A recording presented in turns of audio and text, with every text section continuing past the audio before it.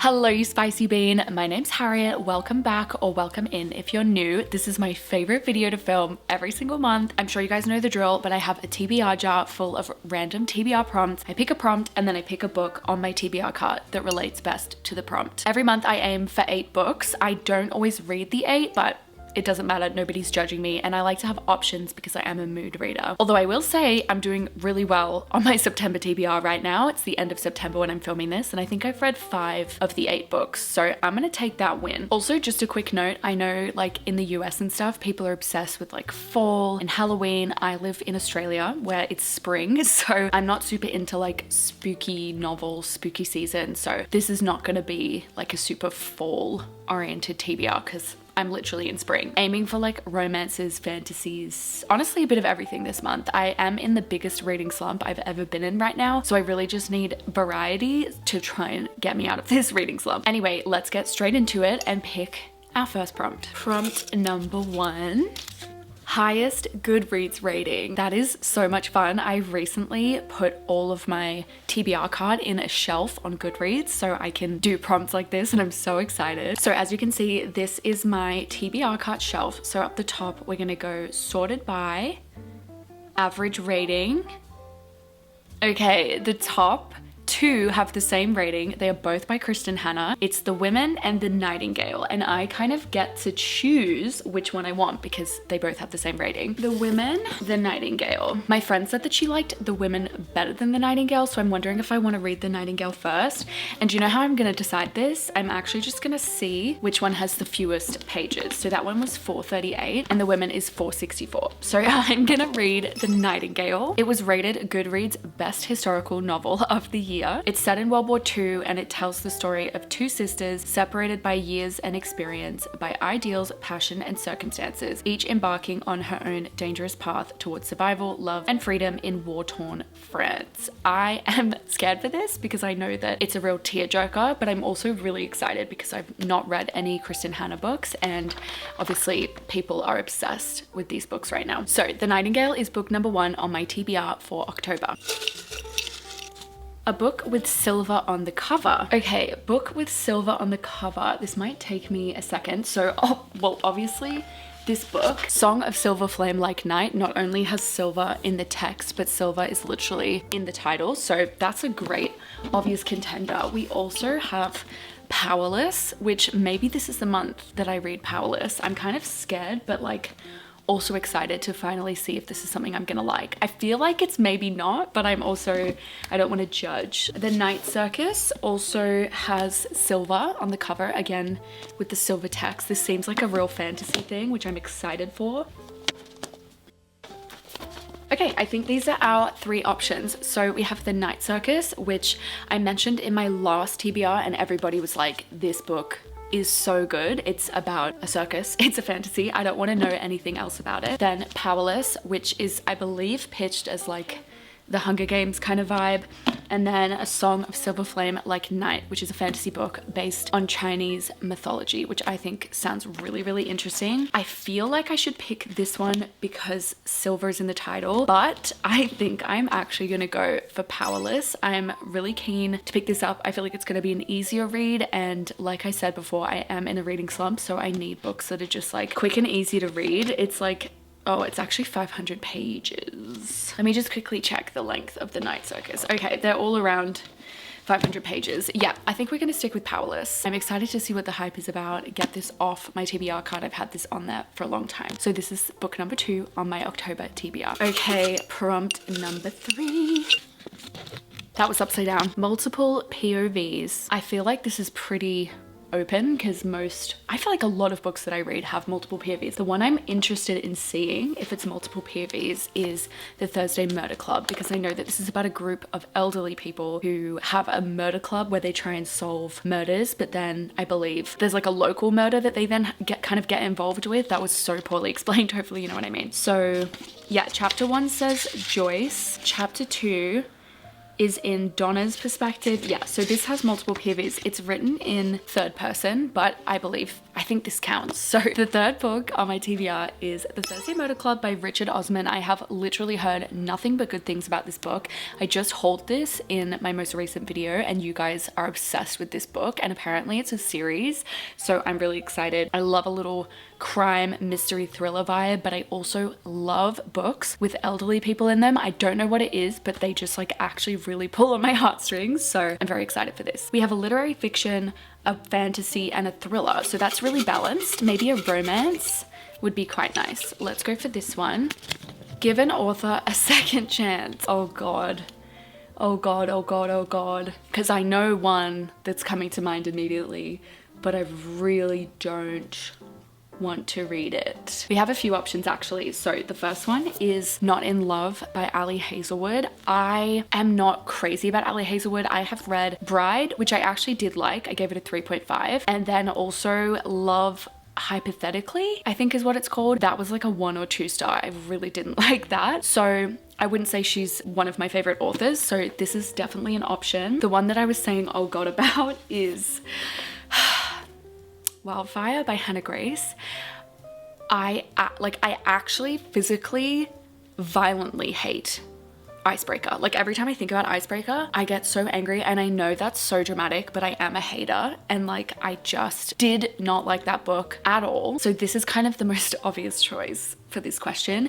The fun thing about this is I can kind of like with Icebreaker, I hated it, but I still enjoyed reading it because it was so funny to me. So I wonder if this will be the same and like still an enjoyable experience. We have Elsewhere by Gabrielle Zevin. Now don't come for me. I did enjoy Tomorrow and Tomorrow and Tomorrow, but it like, I have complicated feelings about it. It took me like a very long time to read. I got in a slump about 50% of the way through. Just like not my style of book. I think I gave it a 2.5 or a 3. So again, I didn't absolutely hate her writing. Like I actually think her writing was really beautiful. I think the story just didn't do it for me. But yeah, this is one of her other books. But I think what you guys would kind of suggest that I did based on these 3 options is go for the one that I really hated the most. So I can't believe I'm saying this, but I am gonna add Wildfire by Hannah Grace to my October TBR. Please send me your thoughts and prayers. If you liked this book, I would love to hear it because I need something to latch onto. I know some people are obsessed with this author. I am not at all trying to yuck anybody's yum. Books are absolutely subjective and we all have personal preferences. So I just really did not like her writing, the story, anything about Icebreaker. So pray for me. Prompt number 5. Let's go put this one down. Oh, I really want to get one further down. Please. Okay, one of them just fell out, so I think I need to go for that one. That was upside down again. 5-star prediction.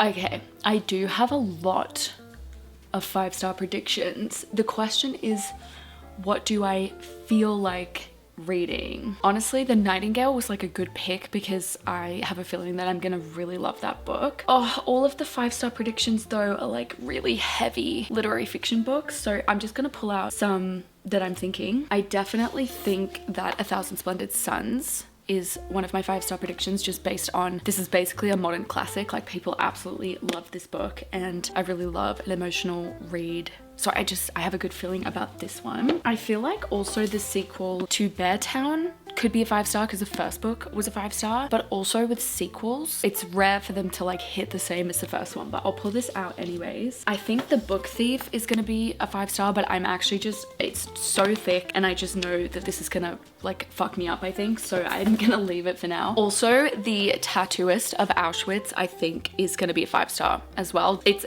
again like a modern classic. It says on the front they will be reading this book in 100 years time, and I believe it. I also think this was a movie and it's based on a true story, which is just gonna get me. Is that everything that I think is gonna be a 5-star? I feel like The Night Circus also might be a 5-star, but I'm definitely more confident about these 3 books. But I think I know what I'm gonna pick. Can you guess what I'm gonna pick? I think I'm gonna go with The Tattooist of Auschwitz. I just think this is like a really important story and I really want to read it. I also purchased this very recently, like literally 2 days ago. This is gonna be the 5th book on my TBR. I'm ready for my heart to be ripped into tiny shreds this month, apparently, because I also have The Nightingale which again is gonna rip my heart into tiny little pieces. But honestly, I am ready. I actually like really love crying at the moment, so bring it on. Okay, 6th prompt. Let's go for this one. Book with a memorable first sentence. That's a great prompt, if I might say so myself. But unfortunately, that means I have to read all of these books. So I might just like pull out some ones that I kind of want to read,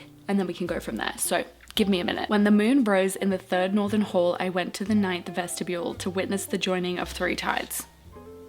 No. A boy is coming down a flight of stairs. No. Patricia was crying. Not memorable, but very relatable. Queen of the Party Palace dies aged 58. No. All was calm in Emma Fountain's world as the breath left her lips in a soft purr. No. You got one angry motherfucker here, Ethan. No. Sometimes life is like a box of chocolates, and sometimes life is like a box of chocolates left out in the sun all day. No. Okay, these are the 4 options. I kind of want to get an unbiased opinion, so I think I'm going to see if Ethan will come in here and pick his favorite first sentence. Juiced had 2 problems, the moon and his moustache. Dude, Forbes named you the world's hottest billionaire. Okay. There is a theory which states that if ever anyone discovers exactly what the universe is for and why it is here, it will instantly disappear and be replaced by something even more bizarre and inexplicable. The circus arrives without warning. I think Juice has 2 problems, the moon and his moustache. That kind of stuck with me. 6 of crows. People will be so happy about this. Do you want to choose one? Sure. Ethan's gonna pick the 6th one because why not? He's here. Book with a map. They'll be at the front, yeah? Yeah. Okay, nope. How about this book? Oh, Throne of the Fallen. This is fatty. I know. Is the writing big? Oh, it's a little big. Yeah.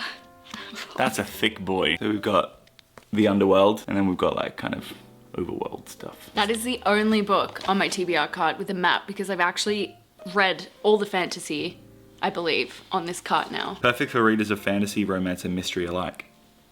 Cool. Done. That's the 7th one. Thank you, Ethan. You're welcome. Okay guys, I'm gonna pick the 8th book. I'm thinking I actually might pick 9 books this month just because I really wanna have wiggle room to mood read. So I think that's what we're gonna do. We're gonna pick an extra book. But let's go in with the 8th prompt. Book published this year. I hope there are a few.